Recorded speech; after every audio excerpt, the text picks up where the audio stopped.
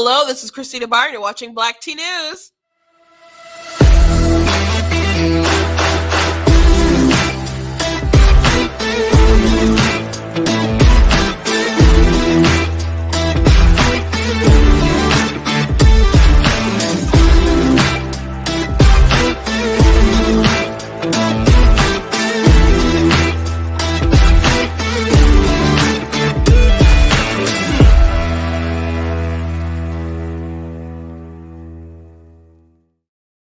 Hello. Welcome to Black Tea News. I'm your host, Christina Barnes. Today, we're going to be talking about Democrats and how they're really trying to shift the message about Trump and how they're out there trying to say that the former administration was keeping kids out of school, obviously because they realize it's a mistake, but they don't want to say it's a mistake, so they have to shift the blame.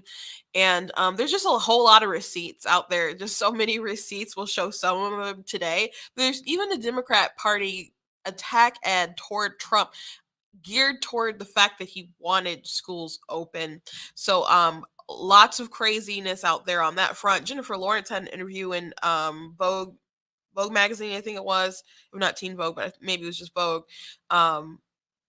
And she talked about a lot of things, but frankly, I just read the part about the political stuff. And she is so hysterical, like a lot of people out there. Apparently has a rift with her family who are Republicans, and she resents them for it.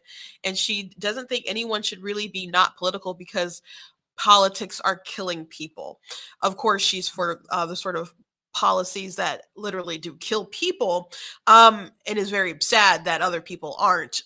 But we're going to talk about that today and some other things. But before we jump into it all, I want to encourage you guys to go to blacktnews.com, check out different content that we have on the website, different articles, different videos. Make sure you're following across different social media platforms on Facebook, Instagram, TikTok, YouTube, etc. All my handles are at Black Tea News.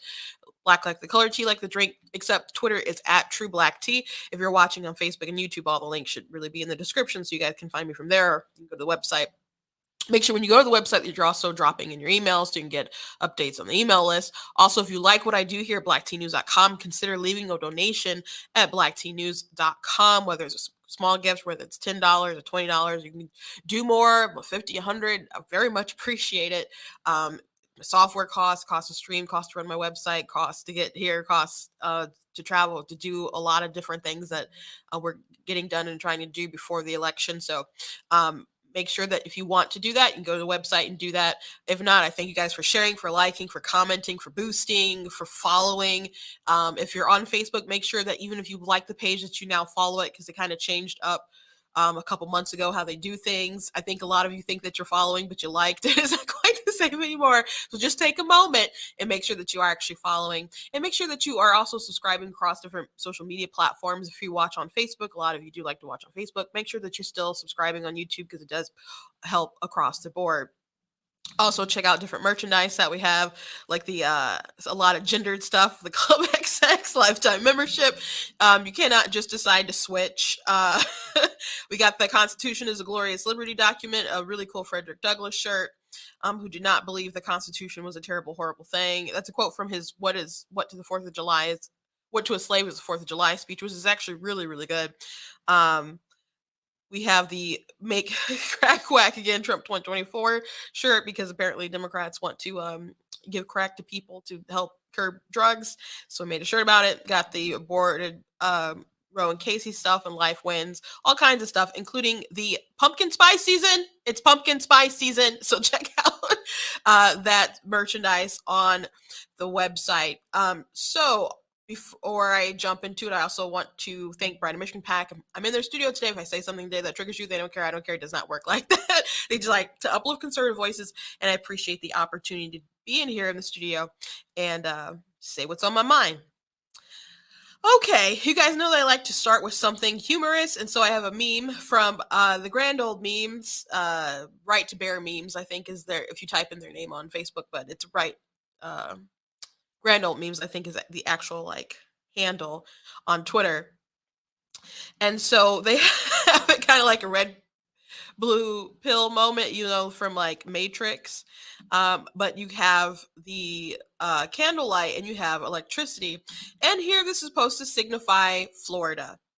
What's going on in Florida? Because in Florida and California, there's two different realities, two different worlds. And Gavin Newsom is, I don't know, really trying to. I think if Trump doesn't decide to run or whatever, Ron DeSantis, even if he did decide to run, I mean, people are looking at Ron DeSantis. He's like the second choice in a lot of people's minds. He's first choice as like the Republican to watch out for as far as like taking the 2024 spot. Well, Gavin Newsom definitely wants that 2024 spot on the Democrat team. A lot of people think that Biden isn't going to run. People think that he shouldn't run for various reasons. 38% like approval rating for one. Um, he's decrepit and other things like that. But Gavin Newsom is a guy that a lot of Dems like for whatever reason, even though he doesn't run a state very well. Right now, they are dealing with a heat wave crisis, and their electricity is very, very strained. They're asking people to make sure that their thermostat is up at 78. Sounds awful. They want people to not use like electrical appliances like microwaves and other stuff like that past 4 p.m. There's big strain on the grid, but they're so devoted to their green ideology, but they're dialing back on things like nuclear energy, and it's really bizarre. But that they really want to push to get rid of cars and just do electric cars, and I don't know that's going to happen, how that's going to work, because everyone plugging in their car, that's draining on the grid. Still, it's not magic. Just because it's electric, it's still, the power is from somewhere. It's not just like falling out of the sky. So that's still a strain on the system, but they want to get rid of the gas cars and they want people to go to electric cars, so they're pushing that along. And so they have heat waves all the time. It's nothing new, but they're not prepared for it. And Ben Shapiro was just like, I'm a refugee from California, I'm so happy, blah blah blah. And Gavin Newsom has been trying to do all these comparisons to Florida, even has run ads about how they're free in California. Well, it doesn't sound like they're very free. It doesn't sound like we know they're not free, not for how they ran their state during COVID, but they obviously, not being able to use a microwave after 4 p.m. or something isn't an ideal situation. So he's someone that people still want to be kind of the person out there to run in 2024. According to Sunny on The View, he's pretty to look at, which I guess he's maybe okay for a politician type, but not, he's not that, whatever. Young DeSantis, if you look up pictures of him when he was younger, I'm like, that's okay. but he's not that good looking to be like, oh yeah, I'll totally surrender my liberties for you. Nah, no way, dude. No way. There's a lot of big donors and stuff out in California. Maybe he can pull in a lot of money. But even his relatives, his in-laws, like fled from the state to go to Florida. Now they're Republicans or whatever, so they're probably not too keen on him and his policies, whatever. But they fled to DeSantis' state, and a lot of people have fled to Florida where they believe that they can live free. And a lot of people I know at least visited Florida during the pandemic, and I know quite a bit of people who are thinking about relocating there if they have not already. So they're in a hot mess and will continue being a hot mess, but they had their chance to recall Newsom and replace him with Larry Elder, and they did not. So they deserve the craziness over in California, but Godspeed to the people there. And I suggest that you get out, because the state is getting crazier by the day, but I don't have the time to go into all the things wrong with California right now. Okay, before I jump into my big story, I want to talk about Peter Doocy finally asked the press secretary the thing that people have been waiting for him specifically.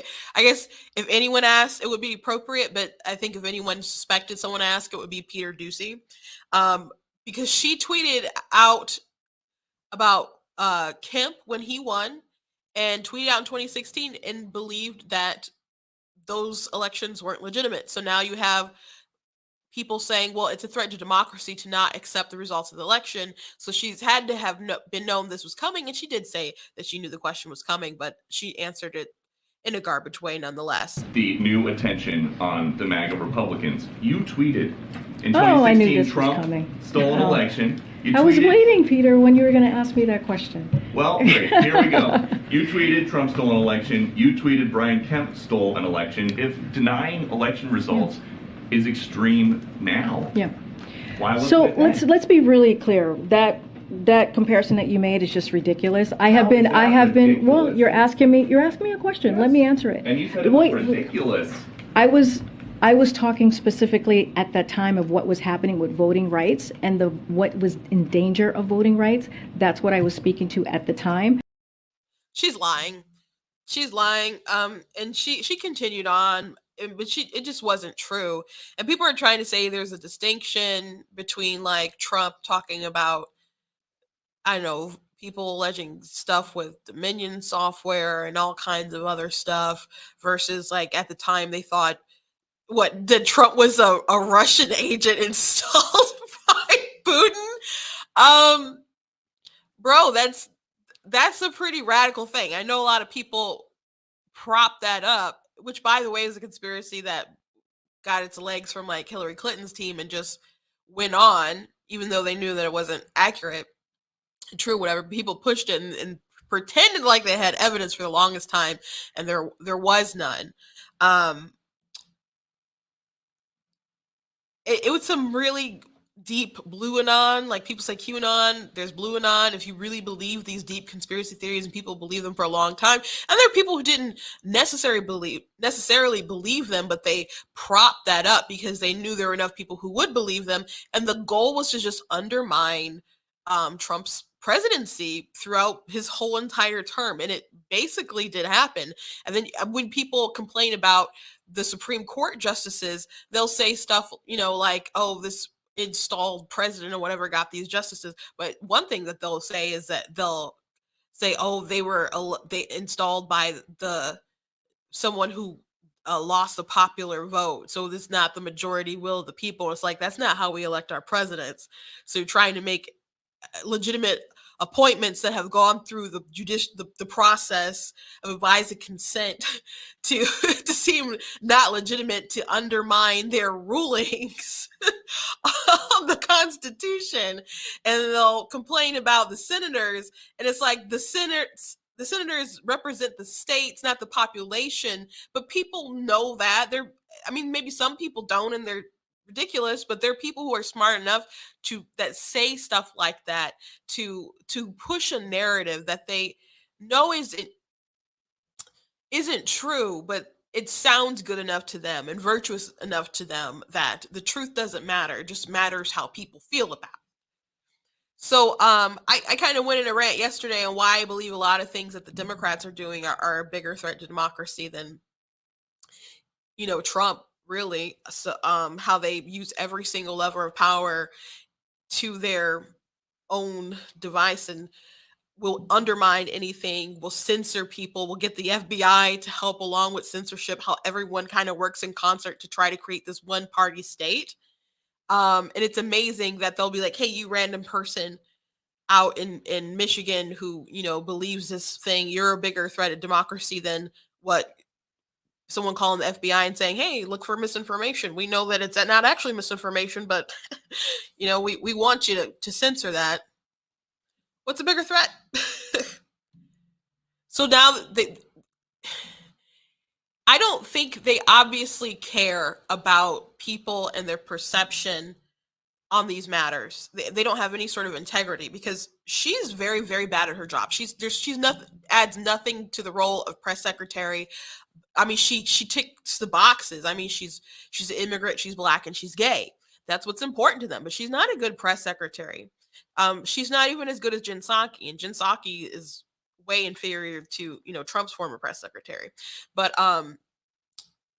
she's way worse. She's a diversity hire, and it brings me no pleasure to reduce someone down to that, but that's what they made important. And it's very evident how she does her job that she's not good at it. There's definitely other people who could do a better job.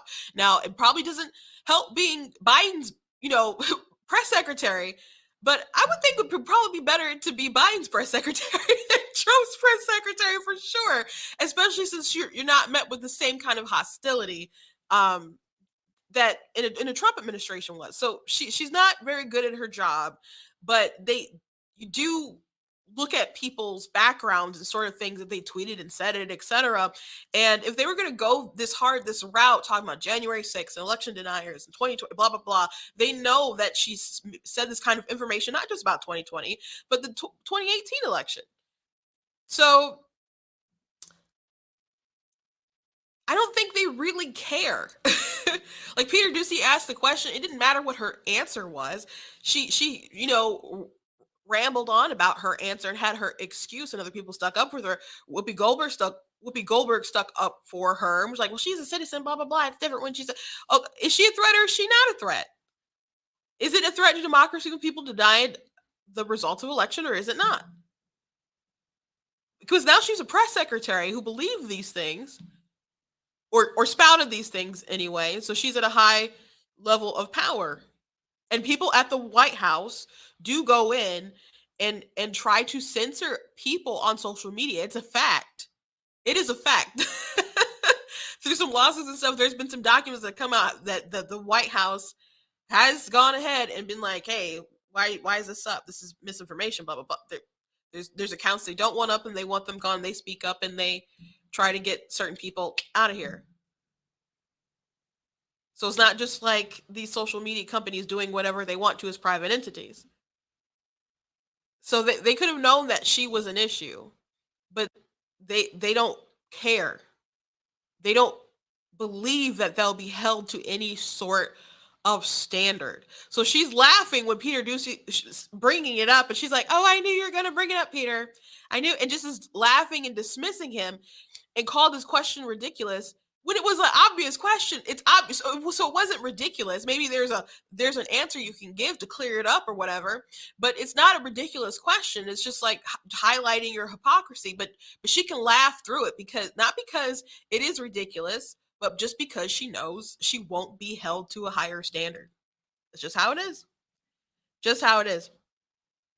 So anyway, let's move on, because Democrats are really trying to get away with something that's pretty heinous, and I think it's very telling.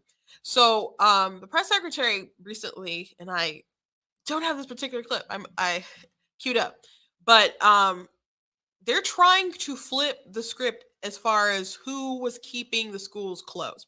So yesterday, when I got to my house, my other sister had brought home my other sister. And so she was like, are you going to say something or do something about, there's this Gretchen Whitmer ad that keeps popping up on Peacock. And I'm like, what, is it like an abortion ad? Because they have all these abortion ads against Tudor Dixon. It's crazy.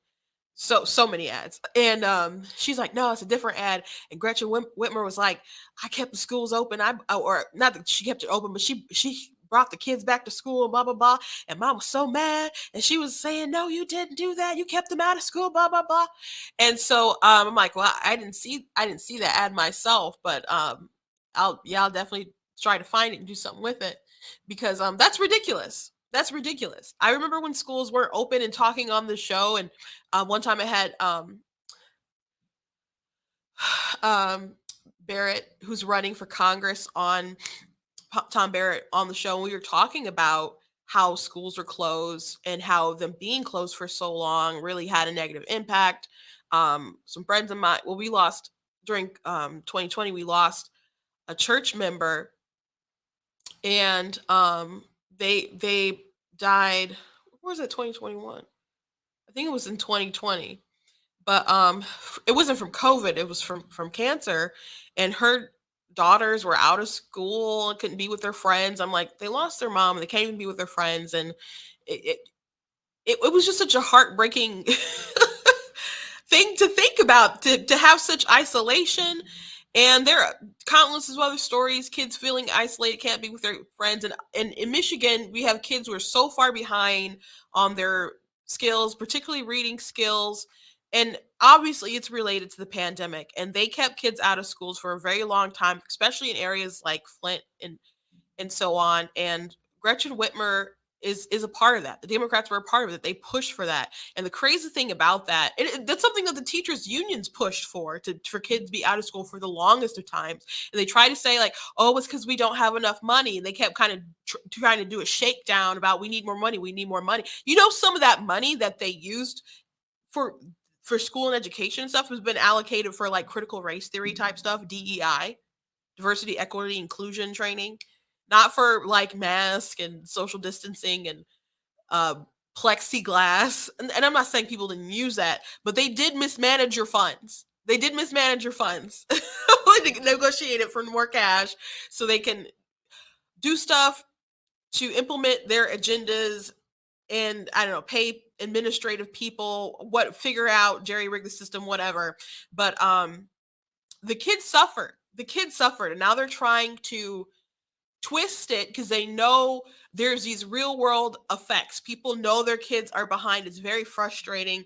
Ronna McDaniel, who's the chair of the RNC, she came to an event maybe last it was winter time.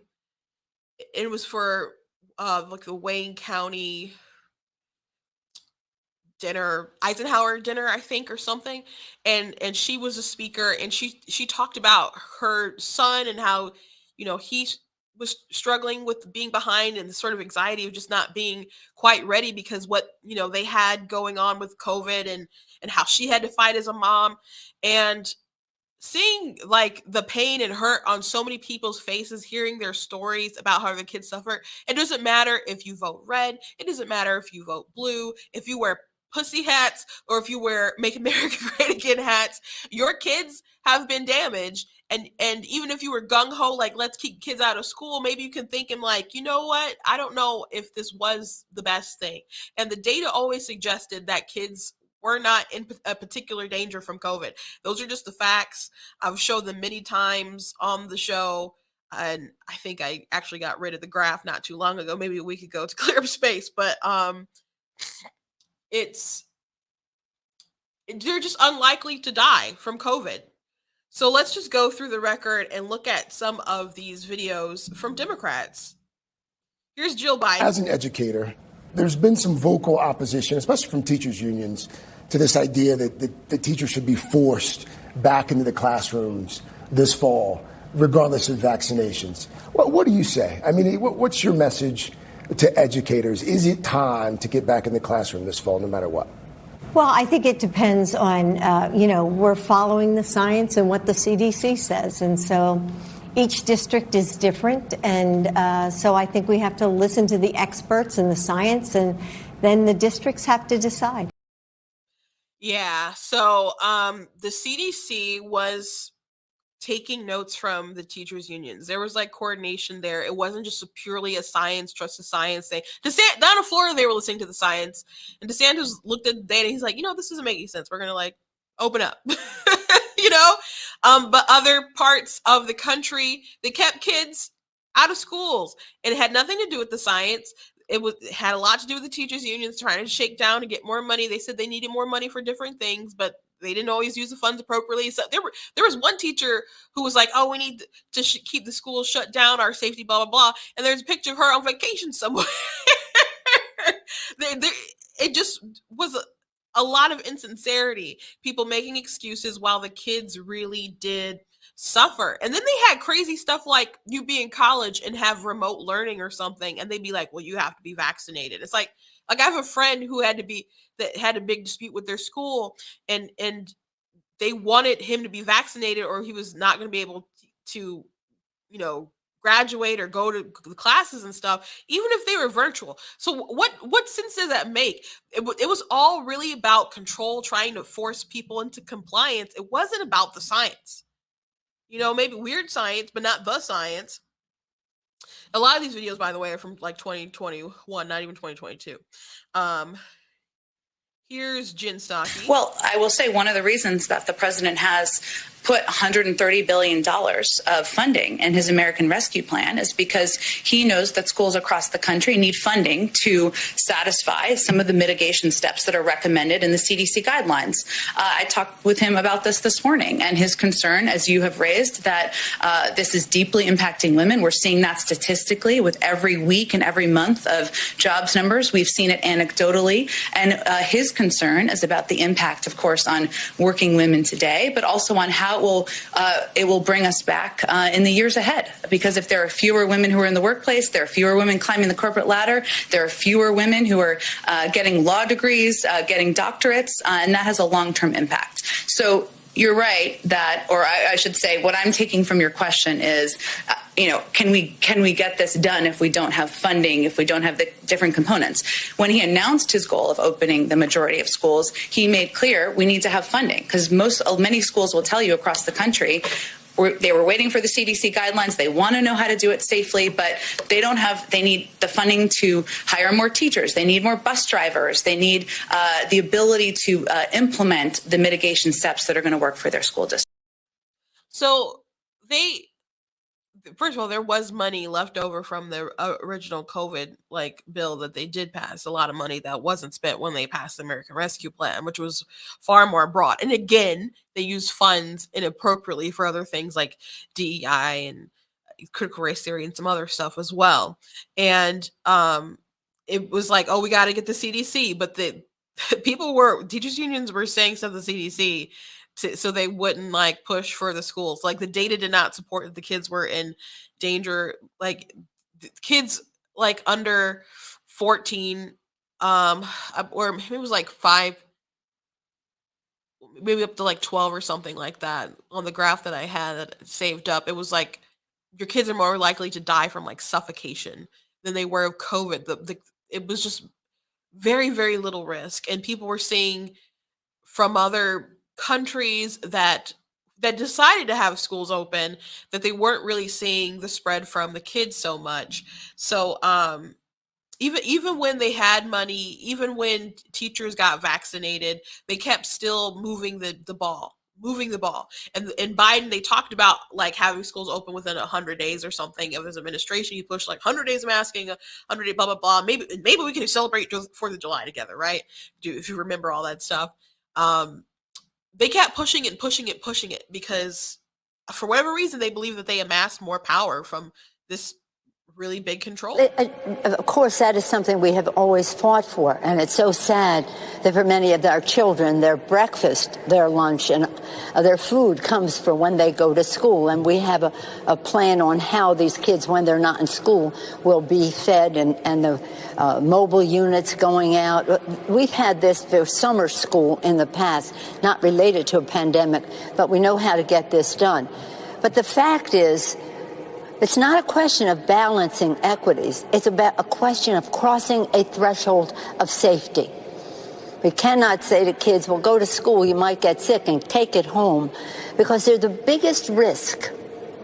The biggest risk to the spread of the pandemic is opening up the schools in a way that is not safe. So, yeah, that just really, really not true. And by the way, you have these officials who would make these rules and then they go out and they break them. Like earlier we talked about Gavin Newsom, and he had his rules for everyone else, but he'd go to the French Laundry and have a big party and be there in a restaurant, high class restaurant, without any sort of mask. Gretchen Whitmer go to a restaurant and have a picture and have no mask on. She's like, oh, protesting against the lockdowns is bad, please stay home, etc. But when it was BLM, it was okay for her daughter or whatever to go out and protest. You had people fleeing different places, elected officials spending time with family and so on. That just rules for thee, but not for me. We saw it all over the place. And if people really had such a big fear of COVID themselves, then they would have acted differently in leadership with what they do with themselves.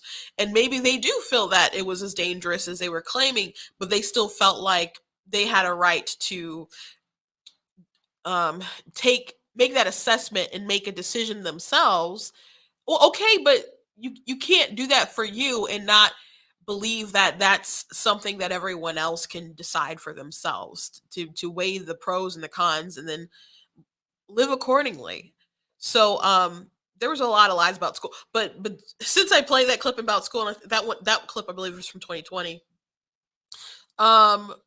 These kids, a lot of them, she's right. A lot of kids, they go to school and they do depend on those free lunch programs. And I mentioned this yesterday, and I mentioned it again. But the Biden administration is has made changes to Title IX to include like gender identity and into like policies about discrimination. So if your school doesn't accept people who believe that they're trans, like if a boy wants to play in a girl's sport, use a girl's locker room, girl's bathroom, or etc., then your school is in danger of violating and discriminating against these people, and they could lose the sort of free lunch programs that help these kids. And according to Nancy Pelosi, sometimes that's the only time that they eat.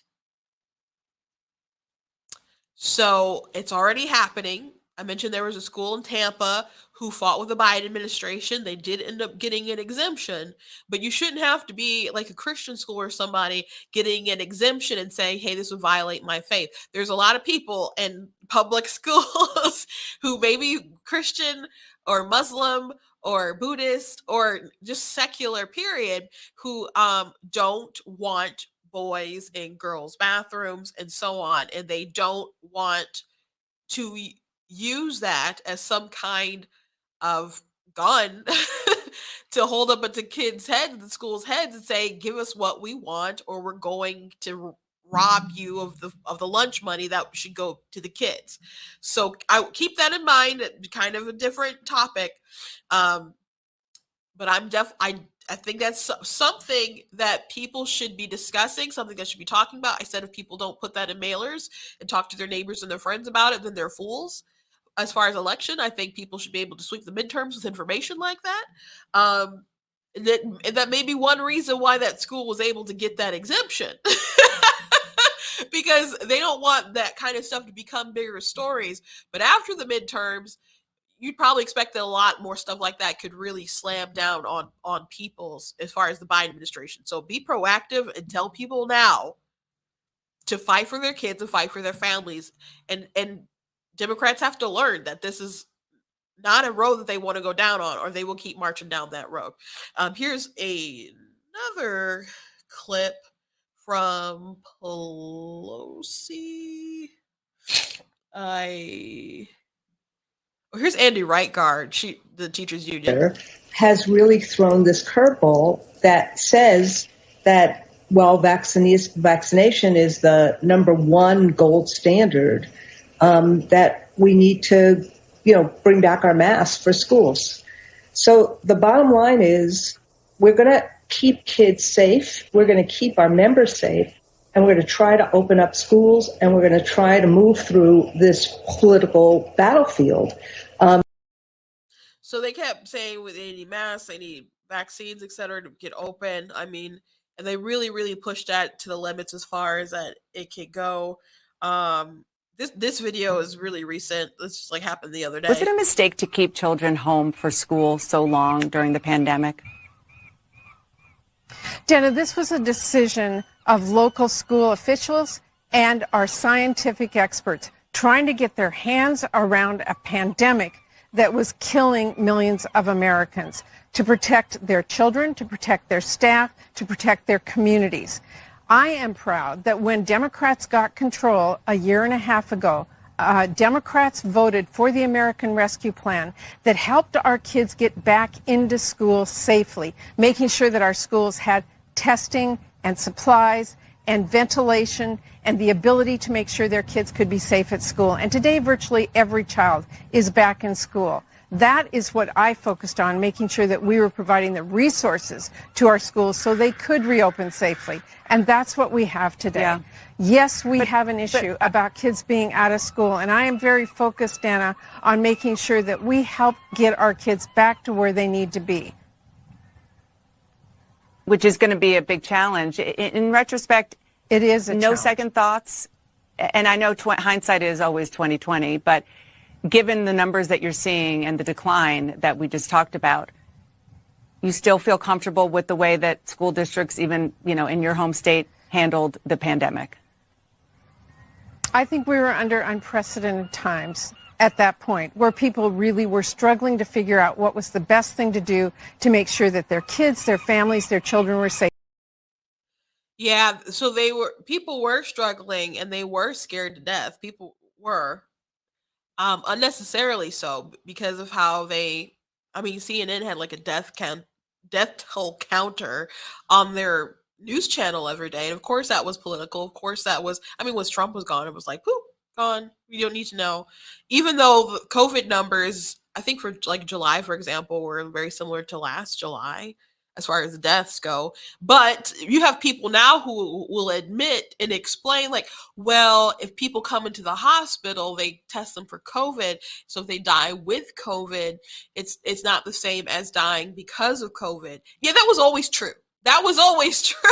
But they didn't care because they liked those high numbers because it gave them power. It made people terrified. It gave them more authority to say, you need to get vaccinated, you need to stay home, you need to give us more power to censor folks on social media platforms, etc. It gave them entirely too much power, but there was never the data for the level of hysteria that we unleashed in our country. Trump said we have to make sure that the cure isn't worse than the virus, and we definitely blew past that point very quickly. At first, when the pandemic started, I'm like, oh, a little alarmed, but optimistic, because Trump was like, we're going to get people to build ventilators, get people get masks, we're going to figure this out, we're going to make a vaccine, we're going to do all these things, and we got to have a task force. And at first, governors were like pushed by the press, and you had Newsom and even Cuomo, they're like, we know you guys want us to say something bad about Trump. We want to say something bad about Trump, but he's actually doing a pretty good job. But at some point, everyone got the same memo, and then there was a turn, and then Cuomo became their like guy to look up to, who got an Emmy and everything, and of course, he's history. He's history now, but I have more videos. There's more, lots more out there, but I'm gonna call it a quit at that. But I just there is one more that I gotta show this video, this attack ad that the Democrats made, because they're trying to say now that it was like Trump who was keeping kids out of school, and they are very aware of the fact that people are not happy about the results of their kids and their learning, and that they were kept out of school. There are people angry when it happened, but people are really seeing the effects now. So Democrats are trying to say not it. They're like, it was the other guy, when it's just not true. They were running headlines like, oh, he's going to kill people, he's going to kill your kids. There's all kinds of different hysteria. But the Democrat Party literally had an attack ad against Trump. Literally had an attack ad. This is not a test. Okay.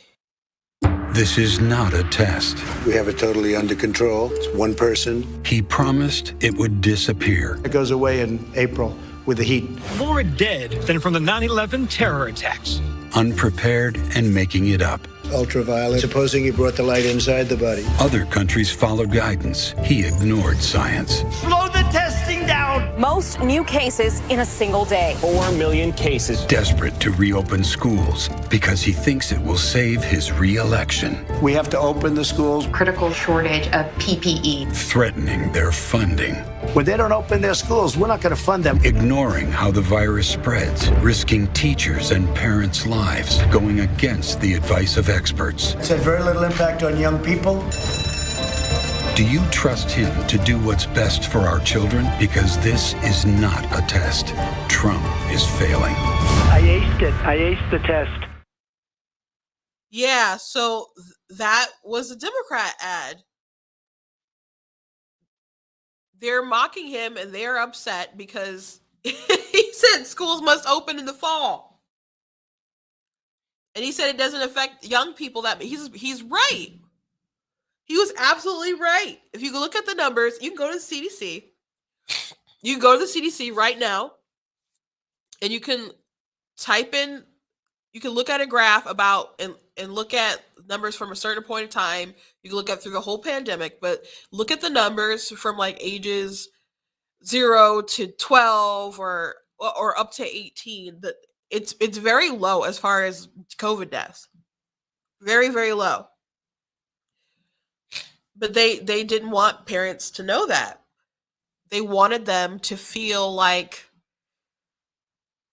they really were going to be killing their kids if they took them to school. And I understand people's fear that the kids could pick it up and spread it around, but it didn't make much sense that people felt like they could go to work and other people going to marches and people going to grocery stores, and the people could do all those things, but they were scared about kids going to school, even though kids are at a lower risk. I'm sorry, I'm like got a cold, but one thing that is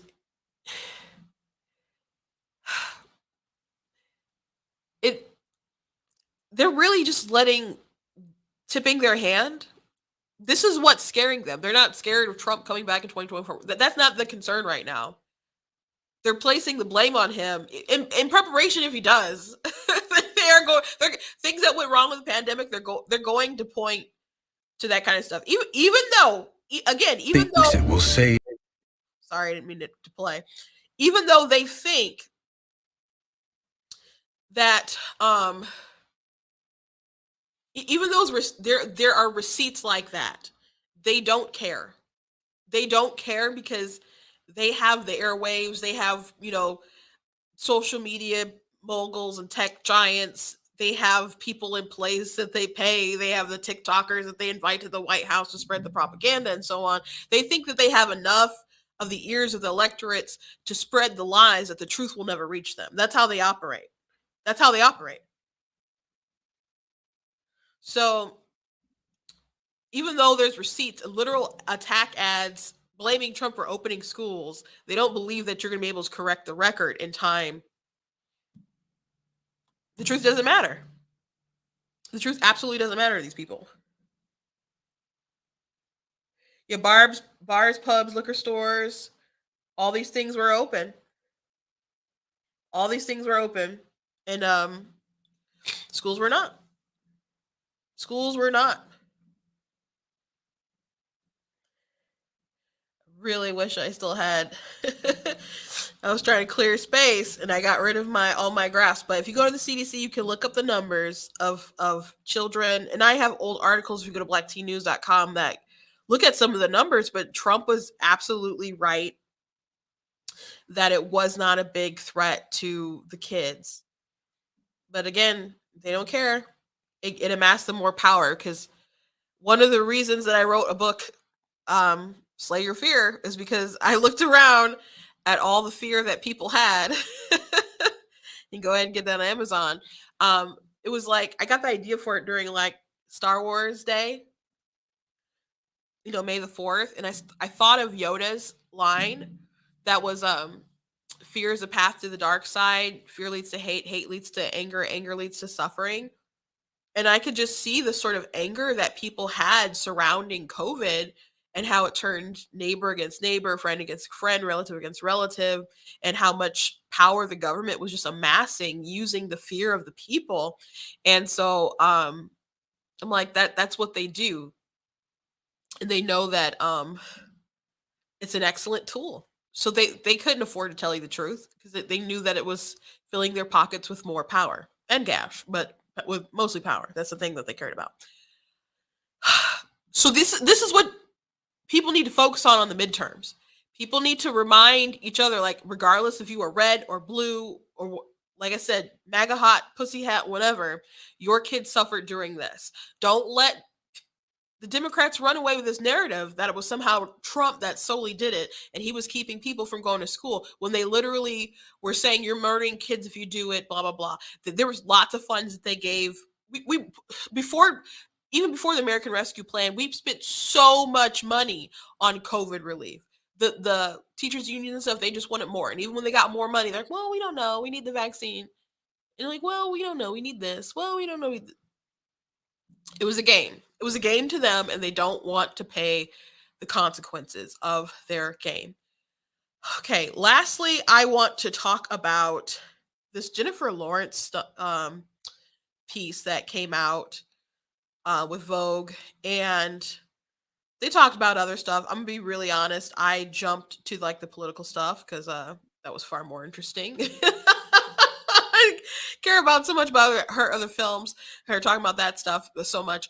Though I watched Hunger Games, I watched X-Men. I did not like their take on Mystique.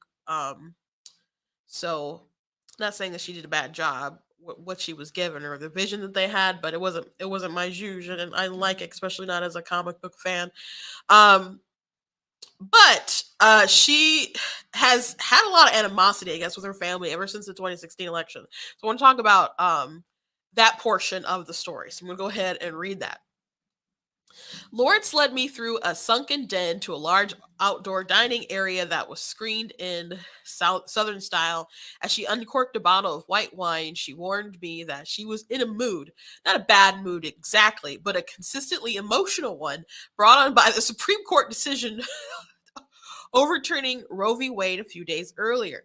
Much of her disappointment was directed at certain relatives back in Louisville, Kentucky, where she'd grown up, including her father. What kind of person who's like, yeah, I'm so angry at my dad because how he voted? That's just, I don't agree with my family on everything, and I just to air that sort of laundry in a magazine like that, like my dumb hick dad, I it's so weird to me, so very weird to me. I don't know what kind of relationship she has with them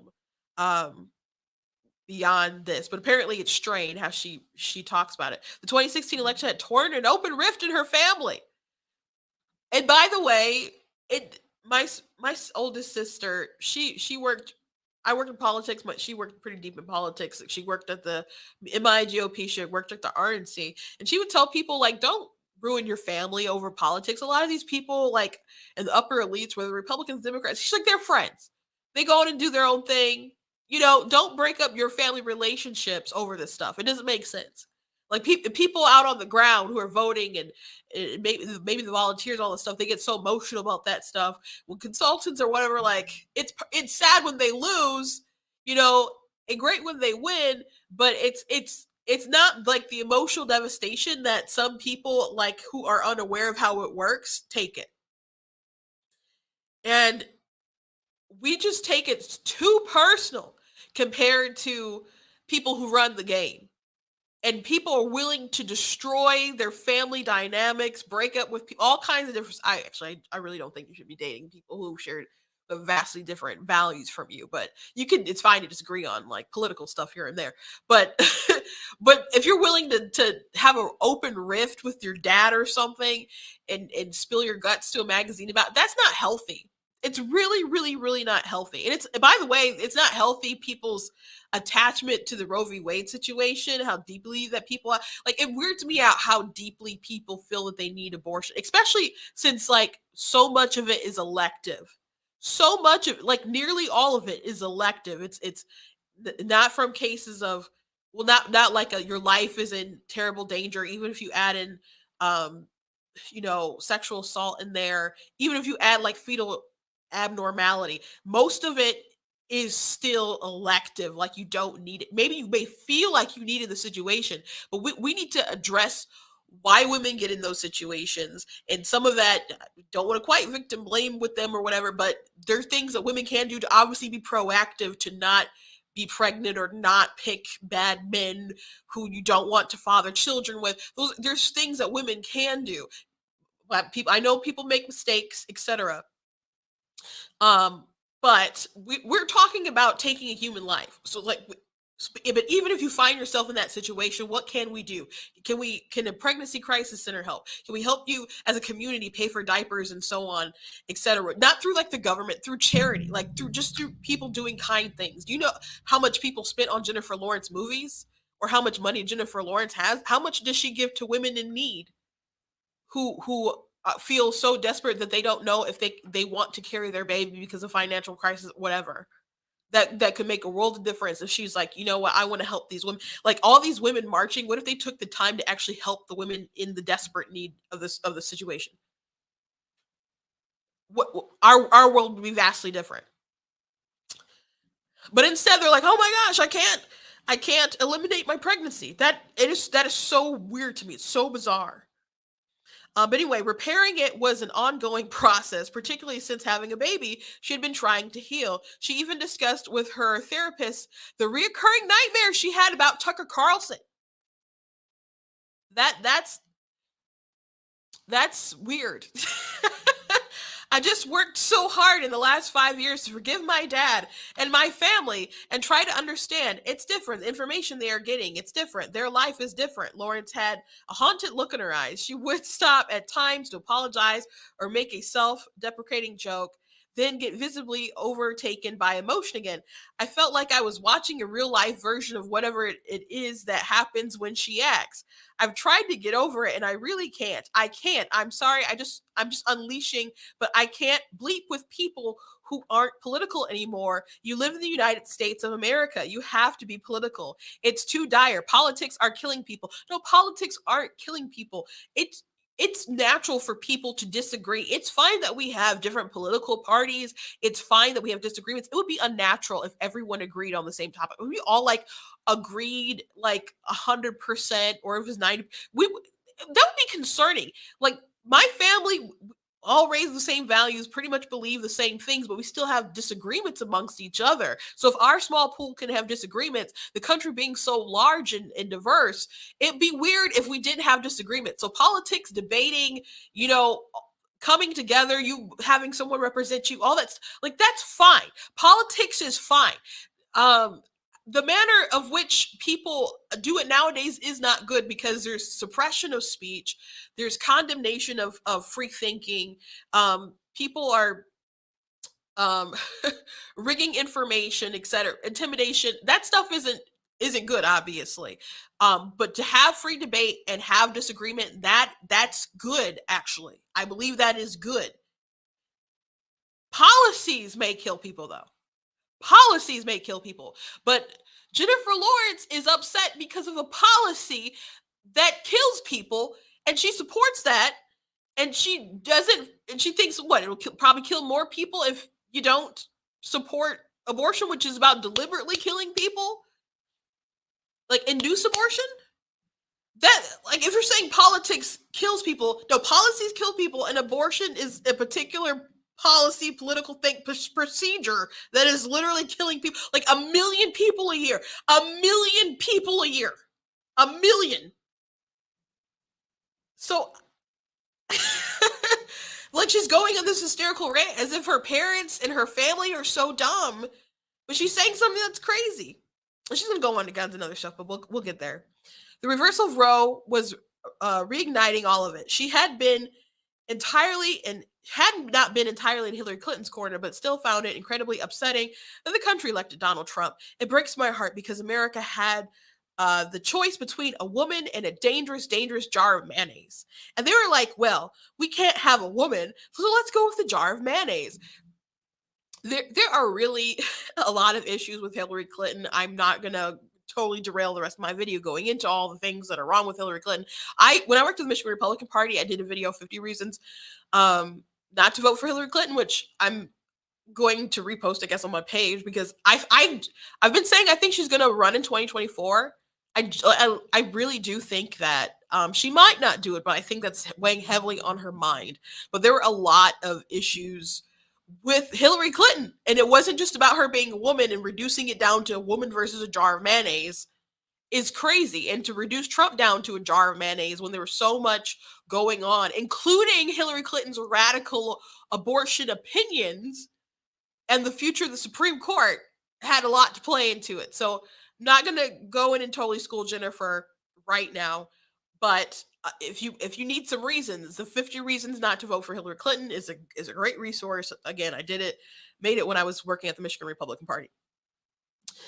And now, thanks to Supreme Court justices appointed by that dangerous jar of mayonnaise, the unthinkable has happened.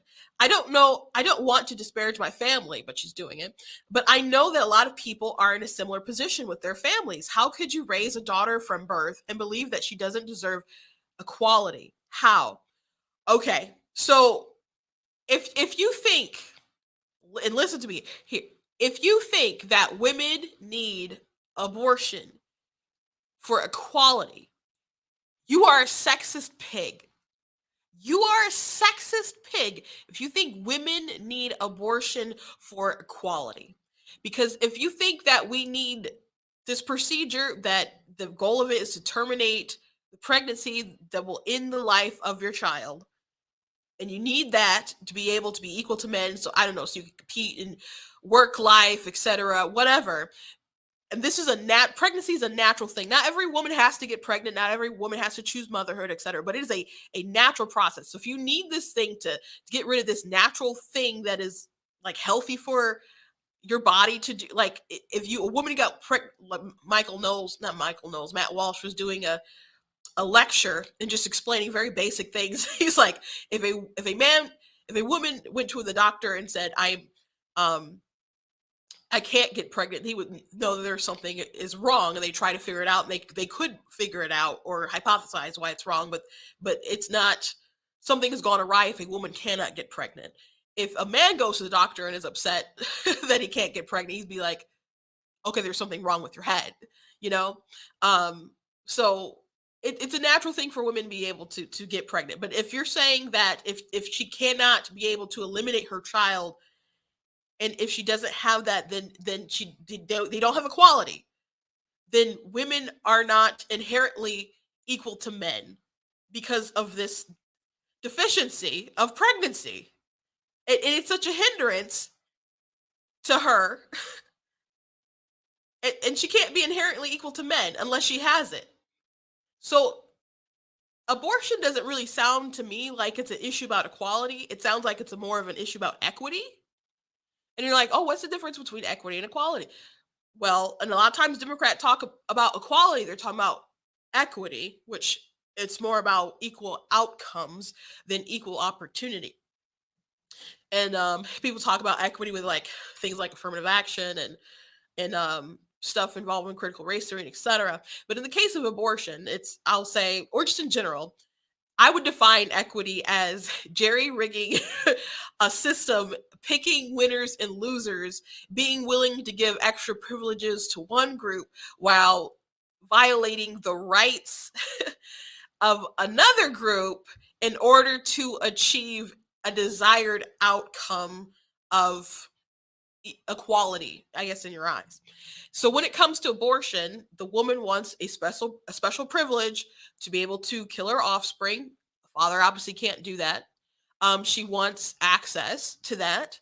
It's obviously not a natural, inherent, God-given right. She has to have someone provide the abortion. She wants the healthcare provider to get immunity for taking that life. Doctors can't just like do that willy-nilly and be like, it's cool, I'm a doctor, when they're offing somebody, and of course it violates the rights of that child that according to Hillary Clinton, they don't have any rights even hours before their due date. Right. So, but they don't have a right to life. Also, women can have this right so they can be equal. Well, that doesn't sound like equality. It just sounds like equity. Now, I was thinking today about people who they talk about the wage gap.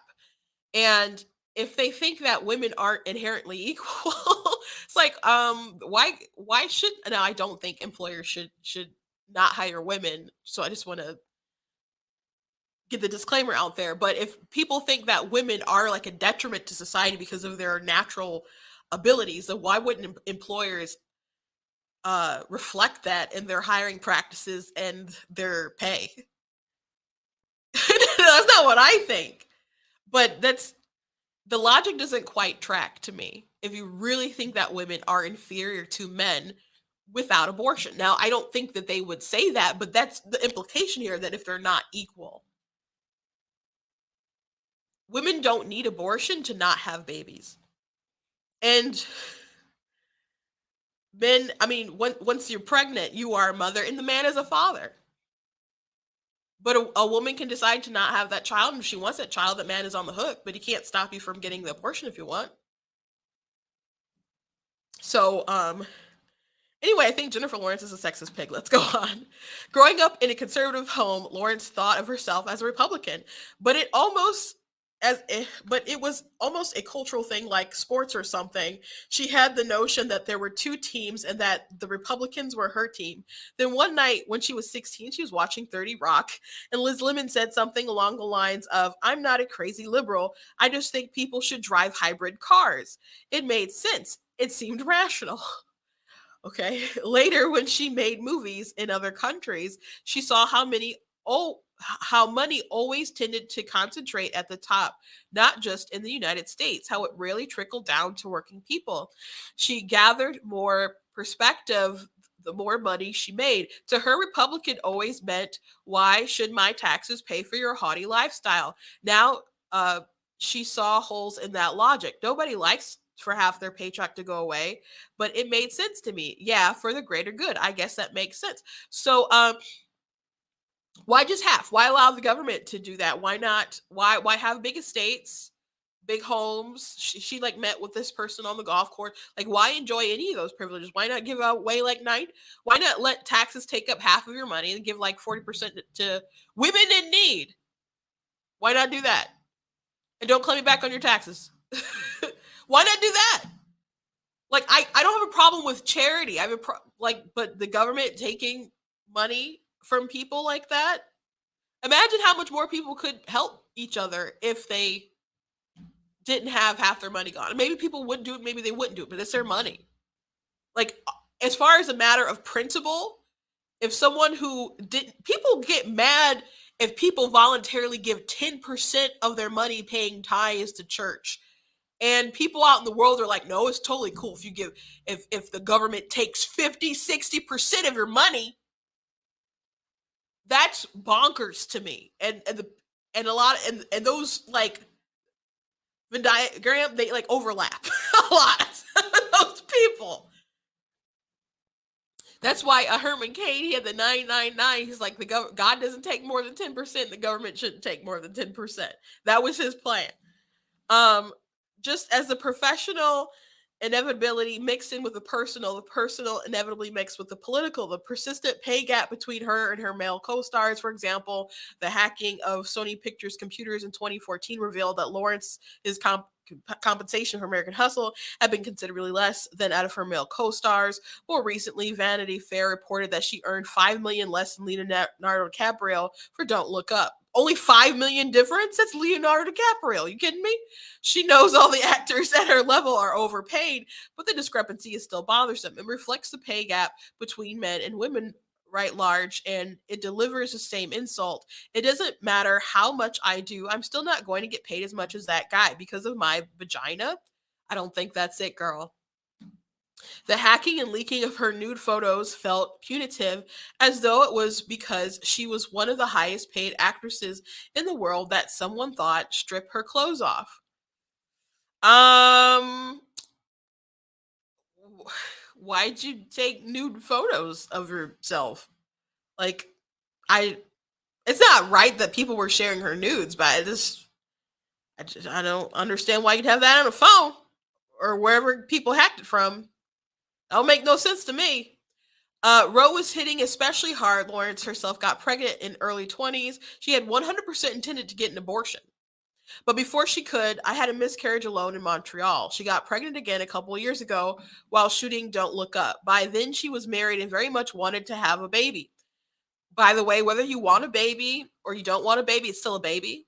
So the same baby that you would have killed during an abortion is the same baby that would die during a miscarriage. It's still a human being, whether you want it or you don't. It's insane how much perception can make the difference between someone being worthy of life and death. Still a human being. She had another miscarriage. A second time, she had to go and get a D&C, the surgical procedure by which tissue removed from the uterus, which, by the way, you don't need to have a miscarriage, which is a spontaneous abortion, technically what it's called, to have a D&C. You could have an issue with endometriosis and then go in and scrape out the lining. Or so it's not something that's exclusive to only after you have an abortion or during or you having an abortion or whatever. Just want to put that out there because people act like if you have a DNC, then you had an abortion. It's just not true. To imagine my children and 18 years old in any sort of situation with limited options was simply too much to bear. Okay, so at 20 years old, when is she? I don't know. I mean, she's been doing movies for a very long time, so she's been getting a lot of money for a very long time. So I don't. Whenever the point when she was planning to have an abortion, she had options, a lot of options. It's just at what point do you put yourself above someone else? At what point do you think it's okay to sacrifice someone else for your dreams and your aspirations, etc.? It's sacrifice, it's human sacrifice, it's child sacrifice on the altar of self. That's what abortion is, especially when it's not like a life-threatening situation when you're dealing with hey, I want to finish school, hey, I'm an actress, I'm a starlet, and I want to have this career, etc. You know,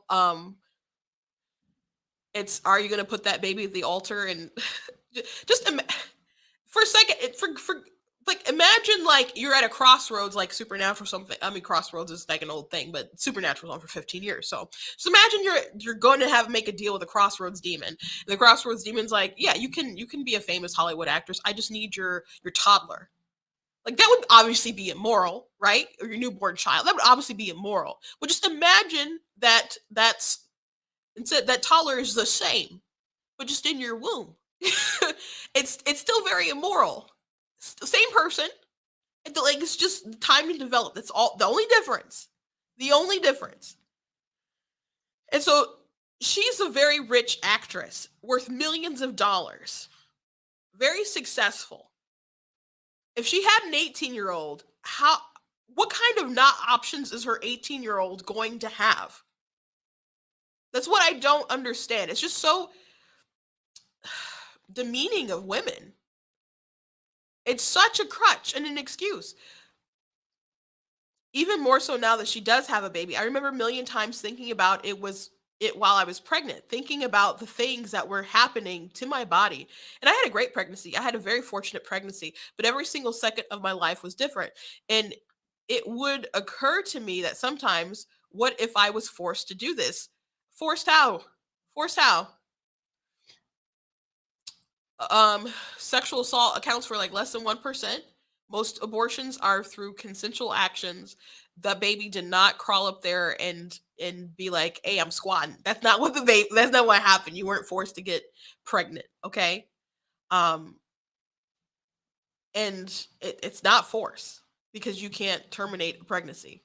It's there whether there's a law or not. You're a mom. It's just, are you going to give birth to a dead baby or a live baby? And are you going to have a choice in that matter? Are you going to be the reason why it came out not alive? And how on earth can anyone have children and not want to restrict access to guns, she wanted to know, because some people want guns to protect their children. Like, I know people are concerned, especially with school shootings and other stuff like that. The one that happened in Texas not too long ago, that was super heartbreaking and terrifying, to think that the police were like right there and not going into the building, and wouldn't allow parents to go in and try to save their kids. That's infuriating. But that did make me go, we should make more of these zones gun free. That made me think, and I had reservations about this. That made me think, what, teachers really should be able to carry guns. I had reservations about it, guys. I would kind of go back and forth with some Republicans about it. I'm like, something goes wrong, then it's just, that would be terrible, etc. But there are extra schools that carry, with teachers that already carry. But I thought about, like, is it not because I think the teacher should be ready to go out there and die for the kids, which I don't know. I don't want to get to that conversation. I guess people are like, you want me to die for your kids? I'm like, you wouldn't try to protect them if there was a school shooter? But that's not what I'm, like, the main concern, I guess, when I'm thinking about it. I don't think it's moral that to be pinned in there like that and not have some kind of protection for yourself. That was my thinking. I'm like, it's not fair that they left these people to be sitting ducks. And you want to depend on your police. Like, they totally botched that situation. They botched that. That kid was a psychopath, and they should have been able to pick up on all the red flags, and they didn't. So there is multiple failures all around. Um, but a agent, a border patrol agent, was getting his hair done apparently at a barbershop, took the gun that was there and went in and took the guy out. So that's what happened. So I don't, guns save more lives than they take. I understand. She talks about her parents seeing different news than what she's seeing. I guarantee you she's not getting an accurate perspective on the situation because of how hysterical she is in her point of view. Now, you can have a different point of view. I understand people having different points of view. Again, it's fine that we disagree. Politics, it's fine. You have your view, we have you, we debate. We debate. But is it really so hard to understand that Republicans aren't just like, oh, I want a gun so I can go out and shoot 10 cans in my backyard? That's or I'm just waiting here for the revolution. That some people are like, you know what? I'm a woman. The Democrats out here, they're crazy with with the crime. They're not locking up people. They don't believe in cash bail. They want to just basically release all these people. There's mentally ill people they release back on the streets because like they should be rehabilitated to society, even though they like knocked out 5 women last night or something. So at least let me have a firearm because men and women are different, and I know that they're equal, but they are different, and I'm at a strength disadvantage, and I at least want the equalizer. And we both have the equal rights to carry those firearms, and I'm going to exercise mine. So I don't understand why that's hard to comprehend, but the nasty thing about our political climate is that you just assume bad things about your opponent rather than talking this stuff out. She said, I'm raising a little boy who's going to go to school one day. Guns are the #1 cause of death for children in the United States, and people are still voting for politicians to receive money from the NRA. The NRA is not that big of a lobby, by the way. The NRA is power, like the gun lobby. It's just people who appreciate their Second Amendment. It's not just Republicans buying guns, by the way. And it's not just those white Republicans from the South or something that's buying guns. You have women of color buying guns. Everyone's buying guns. Everyone is buying guns because they can see the news. They can see the news. And watching those police officers not going in and protecting those kids should encourage people like, you know what, I'm gonna get these guns. We need all kinds of reform, but you should if you could have your kid in some kind of private school where they have a guard, or you could just homeschool them or something. There are better options than leaving your kid to fall victim at a school where it's a gun-free zone. Like, you got to make the best decisions for your family, but it doesn't make sense to me that she can't understand the other side of the issue. But it's like, these people are bad. They give money to the NRA, and they don't care about the kids, whatever. They go to those personal attacks. They believe their opponents don't have empathy and so on, that they're getting all this misinformation, and they accuse and do character assassinations rather than debating the issues and really trying to understand each other. Again, it's okay if you disagree, but we're at a bad place when we just assume the worst about each other's motives. Now, there are evil people out there with some really bad motives, but this is nuts. It blows my mind. I mean, if Sandy Hook didn't change anything, we as a nation just went, okay, we're allowing our children to lay down their lives for our right to the Second Amendment, and that was written over 200 years ago. So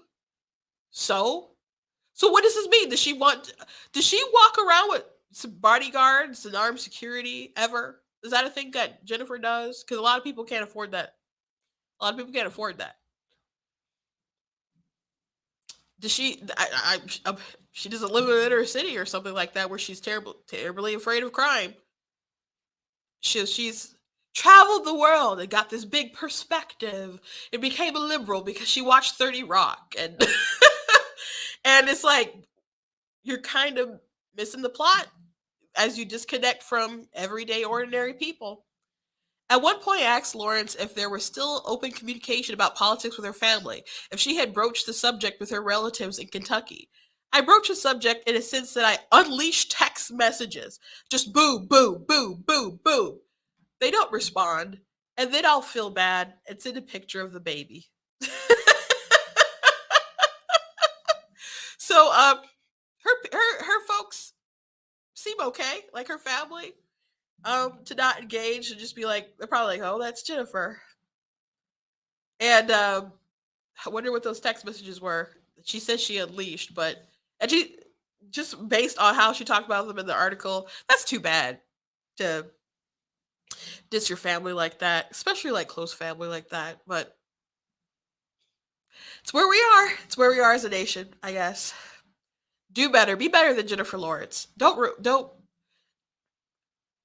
do that with your family. Like, I have an uncle who I disagree with a lot about politics, and he's um the oldest on my mom's side of the family. And there's some times that I just won't engage out of respect. Because I don't want it to go to a dark place or something. So I'm like, out of respect, I'll be like, and there are instances where I know I can pick apart the argument, but there's respect there. So I'm just like, I'm gonna let it go. I'm not gonna go there. And people need to respect people's boundaries. And maybe her family's like, that's Jennifer. We're just gonna let it go. Let her be angry in her corner, in her big house, and all her millions of dollars, and we'll be us back in Kentucky. She watched 30 Rock. It's all over. It's all over. Anyway, that's all I got for you guys today. I did go over, but I hope you guys enjoyed the show. Please go to blacktnews.com, check out different content that I have on the website. If you enjoy what I do here, please consider leaving a donation at blacktnews.com/donate to help with the site, help with streaming, help with travel, etc., all that kind of good stuff. Whether you give a gift of $10, $20, $50 more, very much appreciate it. I appreciate you guys sharing, liking, commenting, telling other people to watch Black Tea News. Very much appreciate it. Please check out different merchandise at the store, like the goat hoodies, goat t-shirts. Got them in different colors if you would check them out. Their hoodie is so comfortable. You guys can check that out at the store, blacktnews.com. Also got the Denounce White Supremacy Defeat Joe Biden shirt with a list of some of his racist atrocities on the back. One of them is lying about participating in the civil rights movement, which he did the other day. It's so debunked, but he keeps trying it. And we also got the I am not the victim you're looking for. So go ahead and check out different merch on the store. If you feel inclined to donate, really appreciate that. Thank you guys for watching, for viewing, and we'll be back with more news tomorrow. If I'm not too sick, my nose is so stuffed right now. Thank you guys. God bless.